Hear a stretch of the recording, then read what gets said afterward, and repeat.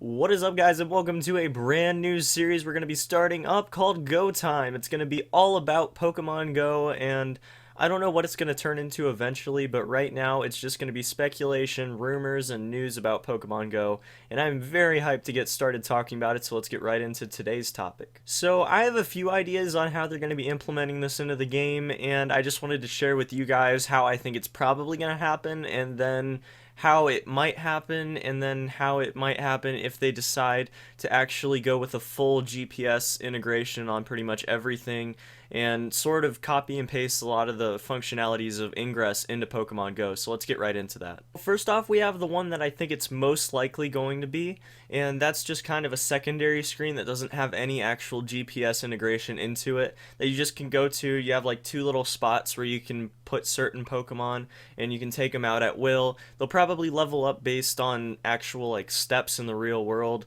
because I assume they're going to integrate pedometer functionality into the game, because that would just make sense. I mean, let's be real here. And that would also be how they most likely would add in eggs, because I'm sure eggs would hatch after a certain amount of steps. It would be a great way to pay homage to the actual game itself and just add in a real world functionality that just makes it that much more like the games themselves. So I really like that idea, mainly because it's free, it's functional, and you don't have to go to a certain place to be able to play it, and or I guess not really play it, to be able to use that functionality of the game though. So I really like that idea. I think that's most likely what it's going to be. So it's just going to be like a daycare button. You can go and put your Pokemon in the daycare, they'll level up, and they'll have eggs. That's really all I think that it's going to be. But there are a few other ideas that I had, and they could be implemented into it, but probably won't. This is the most likely one in my opinion. So, second, I was taking into account the possibility that they'll make the game free to start out, but eventually you'll have to buy in-app purchases of like certain packages of functionalities for the app if you want to get the full experience from it. So what I'm suggesting is like, it starts out free, you can catch Pokemon, you might be able to battle Pokemon, but maybe you can't trade Pokemon. You have to pay like $5 for a trade functionality, or maybe you have to pay like $5 for breeding functionality, or something like that, where there's different functionalities of the game, different parts of the game, but you don't get them initially, you have to pay for them. And that would be a great way to do free to play, because it gives everyone like a taste of what they can get, and then you can add to that experience if you really want to, if you want to pay the money to do it. And that would make it more like the actual initial purchase of a console game, but making it so more people just check it out on a whim, which is a really big deal when you make games for mobile platforms like this. So I can totally see why they take that approach.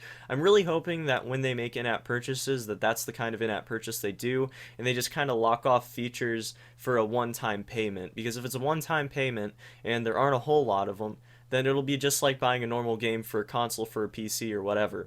So I would totally respect that, and I would really appreciate that if that's the way that they went about putting in-app purchases in. I don't think they will. I think it's going to be more like buying power-ups or something like that, because that's how Ingress works, is you can buy stuff that powers up your particular account, and I think that's probably gonna be how they implement it into Pokemon Go. But I would say that I would rather it be one-time purchases for functions in the game. And that's how I was thinking for this. So like, you buy a breeding, almost like a license, like a breeding one-time purchase, and then you get access to a daycare like I explained it before, but it's just like a one-time purchase to be able to access it. So, third and final idea that I had here was more of a GPS integration, which would be something that I would expect if they basically copy and pasted the framework for Ingress into Pokemon Go. Now, I don't want this to happen, because I'd prefer to have this particular function available to me at any time, anywhere I go, but they could make it so at different areas where there might be like a portal in Ingress, there's actually a daycare in real life. Maybe they're switched out with gyms or daycares or whatever, wherever they are. Like, that would make sense, right? So if there was like a daycare in some place where a portal would be, you'd have to be within a certain radius of the daycare to be able to pick up or deposit your Pokemon at the daycare.